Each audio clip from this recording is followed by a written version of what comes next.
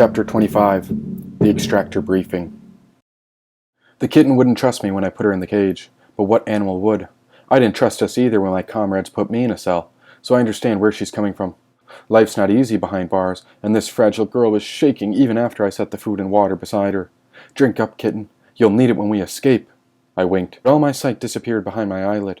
It's not that I forget I have one eye, it's just that life seems delusional most of the time, and this is the best I can do. The mystery of this current moment was beyond my spectrum of feelings, and the mind was unpacking every event as if it was part of some sort of puzzle. How had I gotten back here?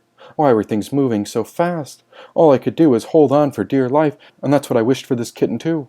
Hold on, darling. I wasn't leaving her to die. No, not I. T. Hammond neither. A knock startled me when I saw Reynolds peering in from outside. I knew I needed a plan, or the beginning of a plan at least, because... "Follow me," said Reynolds. The body was following him, but my mind was elsewhere. My whole family was hiding in this maze. And how did I feel so at home here? As if Ma Collie Jack was with me all along, beside me, or within us. And she was on to something much bigger than my brain could even imagine. What if she was using this body to watch through the eye that Reynolds was looking at when he escorted me into the dim room? I entered under the new door stating, Extractor Personnel Room. It was packed with new extractors, all wearing black suits and copper masks like me. And in the very front was a table with various metallic instruments, many of which I knew too well. And behind the table were the two men I detested more than anyone else, the King and Evol. "Listen up," said the King. "You come from different backgrounds of our military, but we're on the same side for this pyramid. When you put that mask on, you have one duty. Your job is to execute my orders. Understood?" There were 7 of us new extractors, or 7 plus Reynolds, and all 7 of us shook our heads. Even my body was in agreement, but I knew Ma was only making us act the part while she stared dead ahead. These prisoners are terrorists, assassins, and even trained professionals. I'd be very careful listening to a word they say. "They'll kill you if they get the chance," said the King. "What do you want us to do to them?" asked one of the comrades to my left. "Your job is to break them," said the King. "Hell yeah," whispered one of the extractors on my right. "No time for pity, and do not go easy on them. Bring them to the edge of their sanity, and then push them into madness. These terrorists are out to kill our children, rape the missus, and destroy the freedom our fathers earned." The King pointed up. A giant flag, half black, half white, with a red stripe to the middle, was hanging on the wall. "We're going to need every advantage over these worthless prisoners." "Understood," said the King. The room nodded in silent agreement, but this time I disagreed. His lies were obvious. These slaves weren't useless, and none of these men dared to speak up. How dare they disrespect Ma Collie Jack? "Reynolds, explain the rules for our new comrades," said the King. Evol hadn't moved. His legs were crossed over each other while he slouched back in his black throne. Red eyes peered at the ceiling, lost in thought. Was he daydreaming? Then a thought ran through my head. "We have to get out."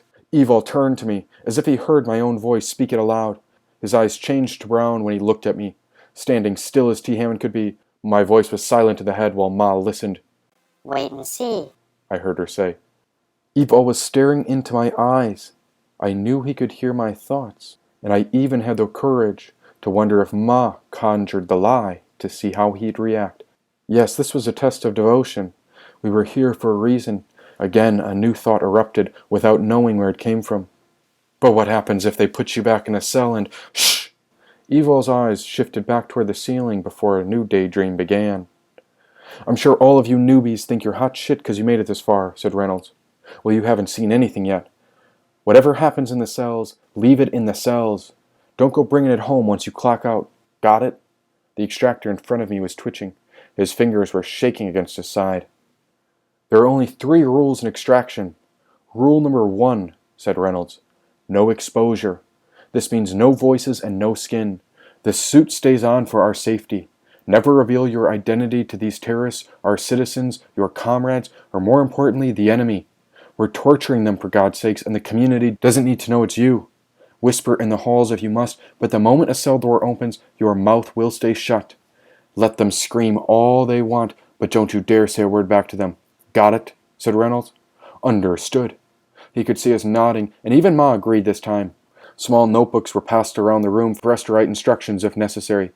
"Good. On to rule number 2, continued Reynolds. Show them no mercy. If we need them to sign the papers, get them to sign it by any means necessary. If we need them to confess, make them confess any way you'd like. Just make them do it. Nothing is off limits. If you can think it, make it happen. And that leads us to rule number 3. Keep them alive until we order you to terminate them, and when that time comes, kill without question. My eyes skipped away from Reynolds when I caught Evil whispering in the king's ear. His red irises scanned the room before his finger counted all of our heads. There were 7 new extractors, surely one more than they were expecting. His eyes met mine, but neither Ma nor I or T. Hammond flinched. Evil's eyes shifted back to Reynolds, and so did mine. Anyone play football, basketball, maybe a little baseball or soccer back in the day? Think of Extraction like your varsity team, only the best players get time on the field. If you mess up, you're out. Too much of a pansy to do your job, you're out. Say a word in front of the prisoners and you're as good as gone. If, and only if you do your job well, will you get your time to shine. Now I'm sure you've been enjoying the nice lofts our king has so graciously given to you. Do your job well, or you'll be back in the barracks with the rest of the horny dogs, said Reynolds. A few extractors began chuckling. That's right. Good extractors even get laid in their free time. And we've even added a surprise to sweeten the deal. The top performers each week get upgraded for a special night beside the king, and it's like nothing you've ever seen.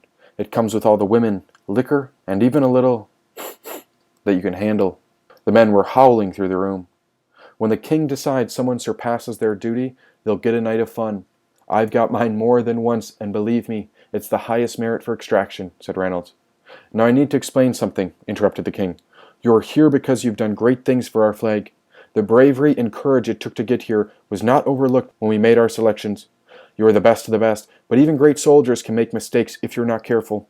The king motioned to Reynolds, who turned on the screen behind them.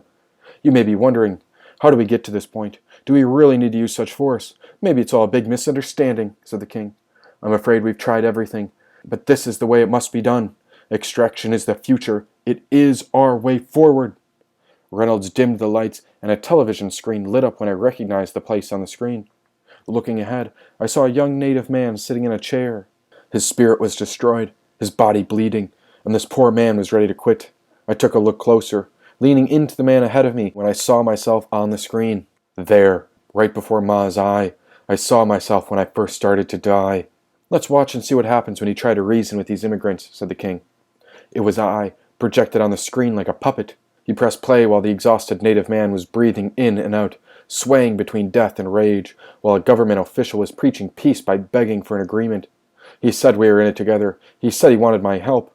But Ma could barely keep us calm. My face twitched on the screen, and my ears wouldn't listen. It'd been days since I slept. Big dark circles were hanging under my eyes. My eyes! I had both my eyes. Just as they betrayed T. Hammond, the same rage was pumping through our veins the way it happened on that day. On cue, the exhausted native man rose from the table and grabbed the man's gun. The man jumped back with his hands in the air, begging for his life. Die, said my voice. Please don't do it, yelled the man. Please don't shoot me. I want to help you. I'm here to help. The screen stopped playing, and the lights turned back on. Yes, now you see how it is. I'm afraid we've tried everything, but there is an inherent difference between us and them. They carry hate in their DNA. They can't understand reason or logic like us. We've tried over and over, but these creatures haven't evolved.